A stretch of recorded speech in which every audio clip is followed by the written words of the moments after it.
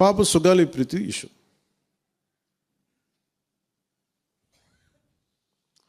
పండ్లున్న చెట్టుగా రాళ్ళు పడతాయంటారు. ఎవరైతే చేయూతనిస్తారో, ఎవరైతే ఆదరిస్తారో వాళ్ళని తిడితే ఎట్లాగా? అసలు ఈరోజు సుగాలి ప్రీతి అనే కేసు ఎలా ఎక్కడి నుంచి బయటకు వచ్చింది మీరు చెప్పండి. ఇలాంటి అన్యాయం జరిగిందని ఎవరికి తెలుసు? ఈ రోజున గత ప్రభుత్వం 2019, 2024లో ఒక ప్రభుత్వం మీద, అప్పుడు ముఖ్యమంత్రి మీద మాట్లాడటానికి అసలు ఎవరికైనా ధైర్యం ఉందా? ఒక ముఖ్యమంత్రిని ఒక మాజీ ముఖ్యమంత్రిని ఆ టైంలో అరెస్ట్ చేస్తే రావడానికి ఎవరు లేరు రోడ్ల మీద. అలాంటి పరిస్థితుల్లో ఓడిపోయి 2 చోట్ల ఓడిపోయి ఉన్న ఒక ఎమ్మెల్యే వాళ్ళ పార్టీకి వెళ్ళిపోతే ఏ మానసిక స్థైర్యం, ఏ ధైర్యం, ఏది ఉంటుంది చెప్పండి ఎవరికైనా? మరి అలాంటి సమయంలో నేను ఒక తల్లి పడ్డ వేదన తీసుకున్నా. నాకే సరదానా 2 లక్షల మంది జనం మధ్యలో నడుచుకుంటూ వెళ్ళి ఆ సమస్యను హైలైట్ చేసి వాళ్ళు సిబిఐకి ఇచ్చారు. సిబిఐకి ఇస్తే మన ఇంటర్నల్ పేపర్ వర్క్ మనకి ఎలా తెలుస్తుంది? ఇంటర్నల్ పేపర్ వర్క్ వాళ్ళు ఇస్తే వాళ్ళు ఏంటంటే జీవో రిలీజ్ చేశారు. మా దగ్గర నుంచి వెళ్ళింది కానీ ఎక్కడికి వెళ్ళాలో అక్కడి నుంచి ప్రొసీడ్ చేయాలి, అక్కడ ఆపేశారు. హోంశాఖ నుంచి వెళ్ళింది సెక్రటేరియట్లో ఎక్కడో నెక్స్ట్ ఫైల్ ఢిల్లీకి వెళ్ళాల్సిన అక్కడ ఆపేశారు. మేము హోంమంత్రికి సిబిఐకి పంపించేసాం అంటే లెటర్ చేశారు, లాక్ చేసి లాకర్లో పెట్టారు. ఇది జరిగింది.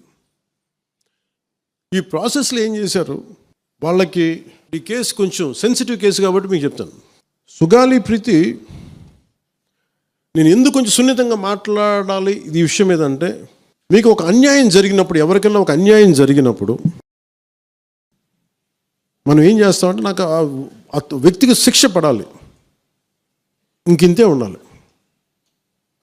వాళ్ళు ఏం చెప్తున్నారంటే, ఎవరైతే ఈ వెనకున్నారో, మరి గవర్నమెంట్ ద్వారా వచ్చారు, గత ప్రభుత్వం ఎలా వచ్చారో, వాళ్ళు ఏం చేశారంటే, మనం పెట్టిన ఒత్తిడి, ఆ రోజు 2 లక్షల మంది మనం జనంతో తీసుకెళ్ళి అది నేషన్ వైడ్ ఇష్యూ అయ్యేటప్పటికి వాళ్ళు చేసింది ఏంటంటే,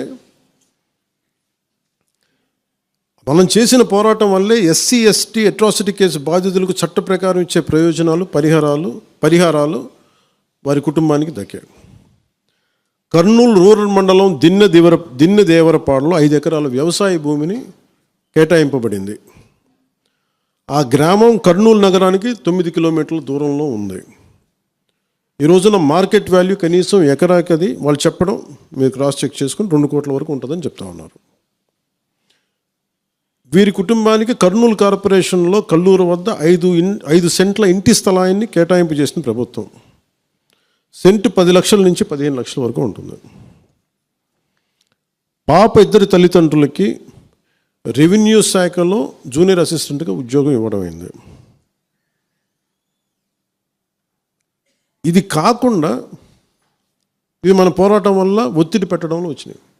ఇవి కాకుండా నేను ఫస్ట్ టైం ఛార్జ్ తీసుకోగానే మొదట చెప్పిన మాట, పాపకి న్యాయం జరగాలి, ఏమేమి జరిగిందని సిఐడి చీఫ్ని నేనే తెలియజేశాను. డీజీపీ గారికి పంపించాను, అప్పుడు డీజీపీ గారికి తిరుమలరావు గారు, అలాగే సిఐడి అధికారులకు చెప్పాను, ఉన్నతాధికారికి, హోమ్ మినిస్టర్ గారికి చెప్పాం. ఇవన్నీ చెప్తే పోలీసు సిఐడి వాళ్ళు చెప్పింది ఏంటంటే, అసలు అప్పట్లోనే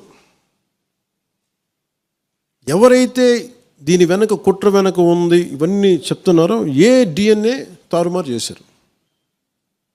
ఎలా తారుమారు చేసి ఉండాలి? ఈ ఒత్తిడిలో వీళ్ళకి భూములు అవి ఇవి ఇచ్చేసి, మరి ఏం చెప్పారు నాకు తెలియదు కానీ వాళ్ళు, నాకు తెలిసి వాళ్ళు ఈరోజు పోలీసు చెప్తుంది ఏంటంటే, సాక్ష్యాలు వీళ్ళు చెప్తున్న వ్యక్తుల మీద వాళ్ళ డిఎన్ఏకి దీనికి మ్యాచ్ కావట్లేదు. ఇది వాస్తవం. కోర్ట్స్ ఏం చేస్తాయి, పోలీసు ఏం చేస్తారు, దీన్ని కూర్చోబెట్టి. ఎందుకు చెప్తున్నానంటే, ఇది వివేకానంద రెడ్డి గారిని చంపేశారని తెలుసు అందరికీ. ఎవరైతే చేస్తున్న నిందితులు ఉన్నారో వాళ్ళు ఒక్కొక్కరుగా చంపేస్తున్నారు వాళ్ళని. మరీ గత 5 సంవత్సరాల్లో ఇట్స్ ఎ క్లాసిక్ కేసెస్ ఇవి. ఈ ప్రక్షాళనకే పూనుకున్నాం మనం. ఇది ముఖ్యంగా మన ఎమ్మెల్యేలకు కానీ, మీరు ఎంపీస్, యాజ్ అన్ ఎంపీస్ మీకు కూడా, మీరు ఈ కేసెస్ మీద మీరు రేపొద్దున అసెంబ్లీలో గళం ఎత్తాలి, మీరు తప్పదు. ముఖ్యంగా లా అండ్ ఆర్డర్, వీళ్ళు అందరూ తప్పించుకుంటూ వెళ్ళిపోతే ఇట్లా ఒక సోషల్ అన్రెస్ట్ వస్తుంది దీనివల్ల. అంటే వ్యక్తికి ఒక నేరస్తుడు చేసిన, ఒక కులానికి చెందుతాడు ఏదో ఒక నేరస్తుడు, మనం ఏం చేయలేము దానికి. ఇందాక అరుణ చెప్పినట్టుగా ప్రతి ఒక్కరు ఏదో కులానికి చెందాలి, వేరే దారి లేదు మనకి. మనం వేరేలా పొట్ల ఏదో కులానికి చెందాలి. కానీ తప్పు చేస్తే కూర్చోబెట్టి పలానా టక్కమైన ఒక మాట అనేస్తారు. పలానా ఎక్స్ చేసాడు అన్నావు, పలానా కాస్ట్కి చెందిన వాడు చేసాడు అంటారు. అసలు ఇంత కాస్ట్ ఎక్కడి నుంచి వచ్చిందో తెలియదు క్రైమ్కి. సో అందుకని మేము బీయింగ్ లీడర్ని చాలా సెన్సిటివ్గా మాట్లాడాలి. మరీ నేను మిగతా వాళ్ళు గబుకుని మాట్లాడేసి గత ప్రభుత్వ నాయకులు మాట్లాడేసి వెళ్ళిపోవచ్చు, ఈజీ అది. కానీ నేను అలా మాట్లాడకూడదు. దట్టు నేను ఇప్పుడు డిప్యూటీ సీఎం పదవిలో ఉన్నాను కాబట్టి నేను చాలా ఒళ్ళు దగ్గర పెట్టుకుని మాట్లాడాలి. అందుకని ఇవన్నీ మీరు ఒక్కసారి దీంట్లో కూడా ఆ పాపకి న్యాయం జరగాలి, దోషులుంటే శిక్షింపబడాలి, దాంట్లో అసలు ఎప్పుడు లేదు. కానీ ఇలా ఒత్తిడి పెట్టాల్సిన వారికి కూడా నా విన్నపం ఏంటంటే, మీరు అసలు ఈ కేసు ఎవరి వల్ల బయటకు వచ్చింది మీరు చెప్పండి. సో మా త్రికరణ శుద్ధిని, మా చిత్తశుద్ధిని మీరు తక్కువ ఎంచినా. ఇక్కడ కేసులు వాళ్ళు కూర్చోబెట్టి నేను వెళ్ళి సాక్ష్యాధారాలు నేనేం క్రియేట్ చేయలేను. అక్కడ గత ప్రభుత్వం చేసిన తప్పులు కొనేసారు వీళ్ళు చాలామందిని. మరి ఏం కొన్నారు, ఎలా కొన్నారు, దీని మీద కేసు పెట్టాలి. ది లెట్ ఎంటైర్, ఇది నా ఒక్కటి కేసు కాదు, ఇది ఎంటైర్ సొసైటీకి ఇది సిచ్యువేషన్. మీరందరూ కూర్చొని ఒకసారి మన ఎమ్మెల్యేస్ అందరూ కూడా, మన నాయకులందరూ కూర్చోబెట్టి you try to take it to home minister గారు, including law and order CM గారి దృష్టిలో చేతిలో ఉంటుంది. కాబట్టి నేను ఇంతకు మించి దీని మీద మాట్లాడకూడదు. అందుకని నేను శిక్ష పడాలని కోరుకుంటాను. ఇంతకు మించి కాకపోతే ఏమైపోతుంది, నా మీద నన్ను లాగడం చాలా తేలిక అందరికీ. ఎందుకంటే నేను మెత్తని మనిషిని కదా, నా మీద రాళ్ళు వేసేయండి ఈజీ, నా చొక్కా పట్టుకోవడం ఈజీ. అదే గత ప్రభుత్వ ముఖ్యమంత్రిని పట్టుకోమని చెప్పండి, ధైర్యం కూడా చేయరు, ఇప్పటికీ ధైర్యం చేయరు. ఎందుకంటే వాళ్ళ మనుషులు ఇళ్లలోకి వచ్చి కొడతారు, క్రిమినల్స్ వచ్చి ఇళ్లలోకి వచ్చి కొడతారు, చంపేస్తారని భయం.